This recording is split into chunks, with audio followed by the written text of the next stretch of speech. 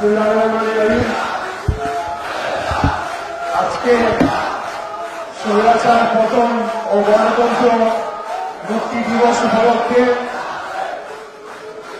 উপস্থিত বিএনপি এবং সকল অঙ্গ সংগঠনের সকল পর্যায়ের নেতৃবৃন্দ, আমাদের মঞ্চে উপস্থিত রয়েছেন আজকের সভার সভাপতি ডাকসুর সাবেক ভিপি জনাব আমানুল্লাহ আমান সহ মঞ্চে উপস্থিত ঢাকা মহানগর দক্ষিণ বিএনপির সংগ্রামী আহ্বায়ক জনাব আব্দুল সালাম সহ অন্যান্য যারা নেতৃবৃন্দ রয়েছেন, সবার নাম একে একে বললাম না, আপনারা সকলেই ওনাদেরকে চিনেন।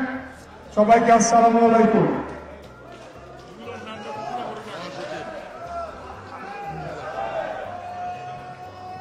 প্রিয় ভাই বোনেরা, আমাদের মধ্যে উপস্থিত রয়েছেন আজকের এই অনুষ্ঠানের প্রধান অতিথি সাবেক ছাত্রনেতা, সাবেক মন্ত্রী, বাংলাদেশ জাতীয়তাবাদী দলের বিপ্লবী মহাসচিব, আমাদের শ্রদ্ধাভাজন নেতা, আন্দোলন সংগ্রামের এক অকুতোভয় সৈনিক মির্জা ফখরুল ইসলাম আলমগীর আজকের অনুষ্ঠানের প্রধান অতিথি আমাদের মধ্যে উপস্থিত হয়েছেন। স্লোগান বন্ধ করেন, বক্তব্য শোনেন। এবং আমাদের সাথে মাত্র যুক্ত হলেন আজকের সভার প্রধান অতিথি সংগ্রামী মহাসচিব জনাব মির্জা ফখরুল ইসলাম আলমগীর সহ সবাইকে আসসালামু আলাইকুম।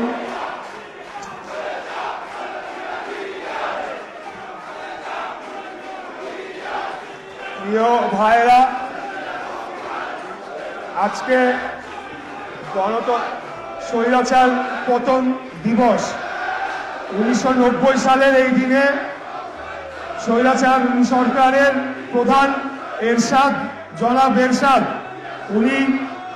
ওনার পদত্যাগের মাধ্যমে স্বৈরাচারী সরকারের অবসান ঘটেছিল এবং সেটি হয়েছিল আমাদের নেত্রী, দেশনেত্রী বেগম খালেদা জিয়া তার নেতৃত্বে যে গণ আন্দোলন হয়েছিল 80-র দশকে, সেই আন্দোলনের মাধ্যমেই কিন্তু স্বৈরাচারী সরকারের পতন ঘটে এবং পরবর্তীতে 1991 সালে বাংলাদেশ জাতীয়তাবাদী দল বিএনপিকে মানুষ বিপুল ভোটে জয়লাভ করে ক্ষমতায় নিয়ে আসে।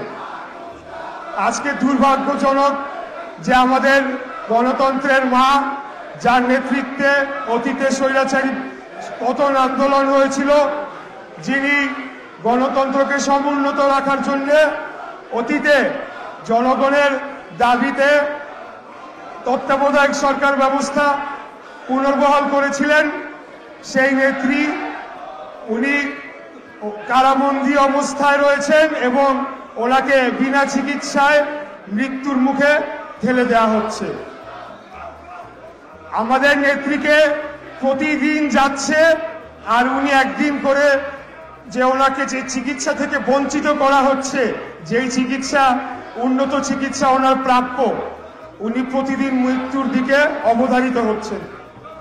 এটা বলা যেতে পারে যে এই সরকার, যদি আমাদের দেশনেত্রী বেগম খালেদা জিয়ার কোনো চিকিৎসার ঘাটতির কারণে যদি ওনার কোনো অঘটন ঘটে, তাহলে এই হত্যার দায় এই সরকারকে অবশ্যই নিতে হবে এবং এই সরকারের ভবিষ্যতে ইতিহাসের পাতায় তাদের তো ঘৃণার চোখে দেখা হবে এবং তাদের অবশ্যই বিচারের আওতায় আসতে হবে। এই বর্তমান আইন মন্ত্রী সহ অন্যান্য যারা এই প্রক্রিয়ার সাথে যুক্ত রয়েছেন এবং ওনার চিকিৎসা পাওয়ার জন্য যে প্রক্রিয়া রয়েছে সেটিকে বাধাগ্রস্ত করছেন। ভাইরা, আজকে আমাদের 80-র দশকের 90 দশকের ছাত্র নেতারা রয়েছেন, আমরা ওনাদের বক্তব্য শুনতে চাই, ওনাদের থেকে আমরা মূল্যবান শিক্ষা নিতে চাই। বিশেষ করে আমাদের এই প্রজন্মের যারা ছাত্রদল, যুবদল, স্বেচ্ছাসেবক দলের ভাইরা রয়েছেন, আমরা ওনাদের থেকে ওনাদের মূল্যবান বক্তব্য শুনবো এবং আমরা আজকে যে গণতন্ত্রহীনতায় বাংলাদেশ রয়েছে, স্বাধীনতার সুবর্ণ জয়ন্তীর 50 বছরে আমরা এই গণতন্ত্রহীনতায় রয়েছি, গণতন্ত্র পুনরুদ্ধারের যে সংগ্রামে রয়েছি, সেটিকে আমরা কিভাবে তার চূড়ান্ত লক্ষ্যে নিয়ে যাব এবং আমাদের সংগ্রামী মহাসচিব মাননীয় মির্জা ফখরুল ইসলাম আলমগীরের নেতৃত্বে ইনশাআল্লাহ অবশ্যই আমরা যে আন্দোলন সংগ্রামে রয়েছি সেটি চূড়ান্ত লক্ষ্যে আমরা পৌঁছাবো এবং এই অগণতান্ত্রিক সরকারকে হটিয়ে মহান মুক্তিযুদ্ধের মাধ্যমে আমরা যে বাংলাদেশ প্রতিষ্ঠা করতে চেয়েছিলাম সেই বাংলাদেশকে আবারও প্রতিষ্ঠা করব। আমি শেষ একটি কথা বলে আমার বক্তব্য শেষ করতে চাই। আমরা গত দুই এক সপ্তাহ যাবৎ এক আধা মন্ত্রীর উল্টাপাল্টা বক্তব্য আমরা সোশ্যাল মিডিয়া এবং বিভিন্ন মিডিয়ায় আমরা শুনে আসছি। গতকাল যখন তার একটি বক্তব্য আমি দেখছিলাম তখন আমার মনে হচ্ছিল যে এই মুরাদটা কই থাকে, এই শুয়োরের বাচ্চা তোর বাসা কোথায়, তোর মাথা ভাঙ্গা আমরা তোরে ঢাকার মাটিতে তুই থাকস, তুই উল্টা পাল্টা কথা বলস আমাদের নেতার সম্বন্ধে। তারপরে ভাবলাম যে না, তাকে দিয়ে তো আসলে বলানো হচ্ছে আমাদেরকে, আমরা যে আন্দোলনে রয়েছি এই আন্দোলনের থেকে আমাদের লক্ষ্যকে আমাদের দৃষ্টি ফেরানোর জন্য এইসব কুলাঙ্গার মার্কা লোকজনকে দিয়ে এই সরকার পরিকল্পিতভাবে এইসব পাল্টা কথা বলানো হচ্ছে।